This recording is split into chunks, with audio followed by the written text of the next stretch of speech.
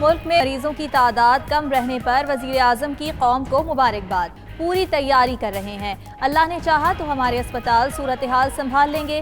مزید کہا جب بھی مشکل وقت آئے گا قوم کا امتحان مزید بڑھ جائے گا، قوم اس مشکل سے مزید مضبوط ہو کر نکلے گی۔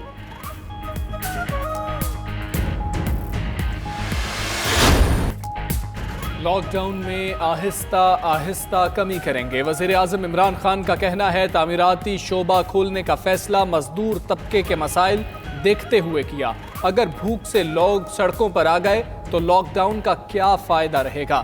سندھ نے زیادہ لاک ڈاؤن کیا، باقی صوبوں میں کم ہوا۔ لاک ڈاؤن میں سب سے زیادہ فکر کمزور طبقے کی ہے، 18ویں ترمیم کے بعد صوبوں کے پاس اختیارات ہیں۔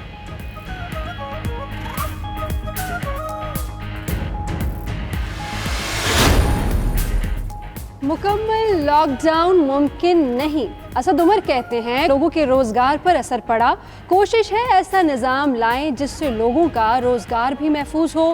حماد اظہر کا کہنا ہے چھوٹے اور درمیانے درجے کے تاجروں کے لیے 2 ہفتوں میں پروگرام لا رہے ہیں۔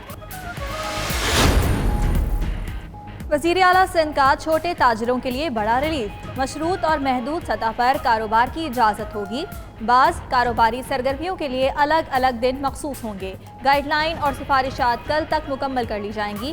مراد علی شاہ اور تاجروں کے وفد کی ملاقات میں اتفاق، کاروبار کھولنے کے متعلق حلف نامہ تیار، SOPs پر عمل کرنے والوں کو ہی کاروبار کھولنے دیا جائے گا۔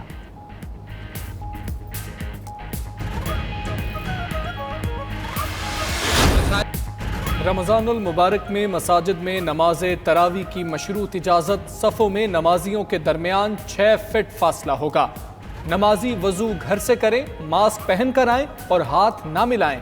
نماز تراویح کا اہتمام مساجد کے اندر ہوگا، مساجد میں اجتماعی سحر و افطار کی اجازت نہیں ہوگی۔ صدر اور علماء و مشائخ کی مشاورت کے بعد 20 نکاتی لائے عمل پر اتفاق، عارف الوی کا کہنا ہے بہتر ہے اعتکاف گھروں پر ہی کیا جائے۔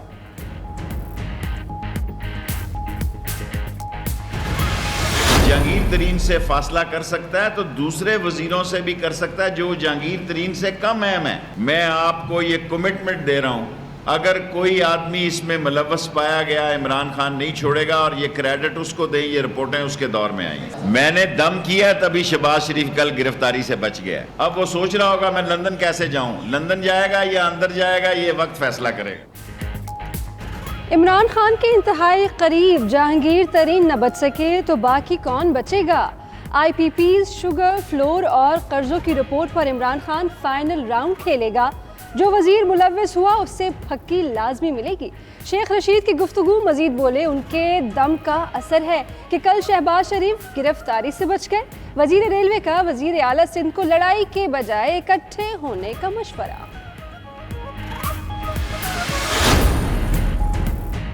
قومی خزانے کو بھاری نقصان کی ذمہ داری وفاقی حکومت اور نیپرا پر عائد، پاور سیکٹر کی انکوائری رپورٹ میں نئے انکشافات سامنے آ گئے۔ رپورٹ کے مطابق جہانگیر ترین اور خسرو بختیار کے پاور پلانٹس بھی غیر منصفانہ منافع کمانے میں مصروف، 4 ارب 68 کروڑ روپے اضافی کمائیں گے۔ رپورٹ میں قطر کے ساتھ LNG معاہدے پر نظر ثانی کی تجویز۔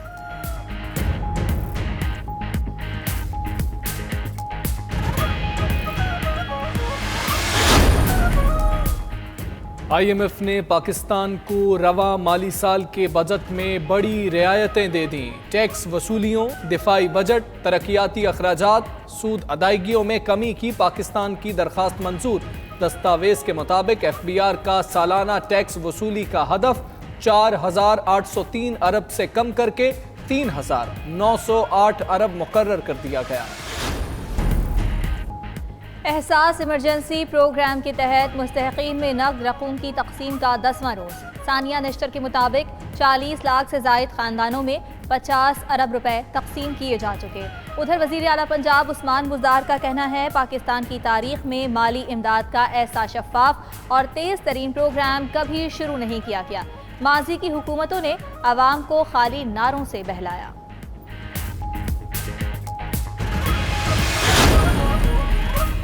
بیرون ملک پاکستانیوں کی وطن واپسی کا سلسلہ جاری، سعودی عرب سے 200 سے زائد مسافروں کو لے کر پرواز ملتان پہنچ گئی۔ شاہ محمود قریشی نے استقبال کیا، مسافروں کو کچھ عرصہ ہوٹلز میں رکھا جائے گا۔ ادھر انڈونیشیا میں 219 پاکستانیوں کی بھی سنی گئی۔ PIA کی خصوصی پرواز ہم وطنوں کو لے کر کراچی کے لیے روانہ۔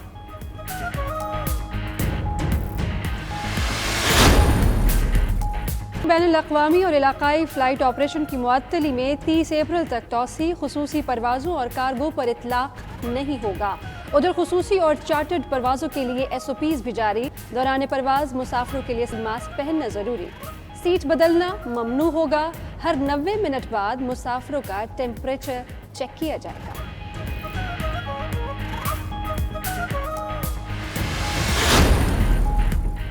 میڈیکل سٹور مالکان اب میڈیسن پرائس بک کیش کاؤنٹر پر رکھنے کے پابند ہوں گے۔ پنجاب حکومت کا ادویات کی قیمتیں کنٹرول کرنے کے لیے آگاہی مہم چلانے کا فیصلہ۔ چیف سیکرٹری کی صوبے بھر کے ڈیپٹی کمشنرز کو ہدایت۔ رپورٹس کے مطابق بیشتر شہروں میں میڈیکل سٹور مالکان ادویات کی منہ مانگی قیمتیں وصول کر رہے ہیں۔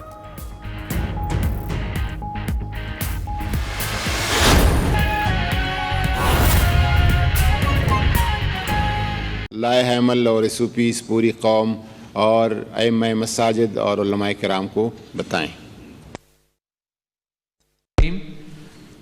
میں سارے چیف منسٹرز کا، سارے گورنرز کا، سارے علماء اور مشائخ کا جو آج سارے چیف منسٹرز کا، سارے گورنرز کا، سارے علماء اور مشائخ کا جو آج اس کانفرنس میں تشریف فرما تھے اور ہر صوبے سے، گلگت بلتستان سے اور آزاد جموں کشمیر سے، اور ان سیاستدانوں کا سب کا مشکور ہوں جن سے مشورہ کیا گیا اور تقریباً ہر چیز پر مکمل اتفاق پایا گیا۔ میں علماء اکرام اور مشائخ کا بھی مشکور ہوں، اس کے ساتھ ساتھ ہیلتھ ایڈوائزر کا، منسٹر آف ریلیجس افیئرس کا، منسٹر آف انٹیریئر کا، اور سارے جو کابرین چیف سیکرٹریز نے حصہ لیا ہر جگہ پر۔ میں چیف منسٹرز کا یوں بھی مشکور ہوں کہ میں نے ان سے کل درخواست کی تھی کہ لکھ کر اپنی تجاویز بھیج دیں۔ میں سمجھتا ہوں کہ بڑی اہم بات ہوئی پاکستان کی تاریخ کے اعتبار سے کہ اتنا اجماع ہوا ان بہت ساری باتوں کو کے حوالے سے کہ یہ ایک تاریخی مقام ہے جس کے اندر کوئی ساری مسلکی ہم آہنگی پائی گئی اور ساری نکات پر اتفاق رائے ہوا۔ کیونکہ رمضان کا مہینہ شروع ہونے والا ہے اور رمضان عبادتوں کا مہینہ ہے، مغفرت کا مہینہ ہے، اور مسلمان کو بڑی محبت ہے اس مہینے کے ساتھ اور اہتمام کرتے ہیں ہم تراویحوں کا اور نمازوں کا، تو یہ بہت ضروری تھا کہ رمضان سے پہلے حکومتوں کے مشورے بھی شامل ہو جائیں آج کے حالات کے اعتبار سے، اور سارے ائمہ اور مشائخ کے بھی سارے مشورے آ جائیں۔ تو صوبائی حکومتیں، آزاد جموں کشمیر، گلگت بلتستان، ان سب جگہوں سے جو گفتگو ہوئی اس کے بعد ایک مشترکہ اعلامیہ تیار کیا گیا ہے جس میں 20 نکات پر وہ ہے موجود۔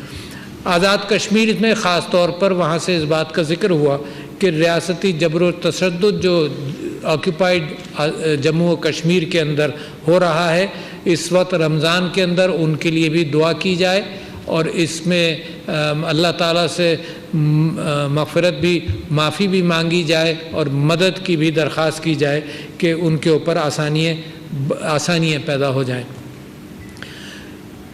صدقات اور خیرات کا اہتمام کا ذکر میں اپنے کئی مرتبہ کر چکا ہوں۔ میں سمجھتا ہوں کہ یہ جو مساجد اور مدارس میں صدقات اور خیرات کا اہتمام ہوتا ہے رمضان کے اندر، اس کو جاری رکھا جائے، کیونکہ یہ انسٹیٹیوشن مسلمانوں کا انہی بنیادوں پر، مسلمانوں کی اپنی کوآپریشن کی بنیاد پر صدقات، زکوٰۃ اور خیرات کے حوالے سے چلتا ہے۔ اس کے اندر لوگوں سے میری اپیل ہے کہ اس کے اندر کوئی کمی نہ کی جائے۔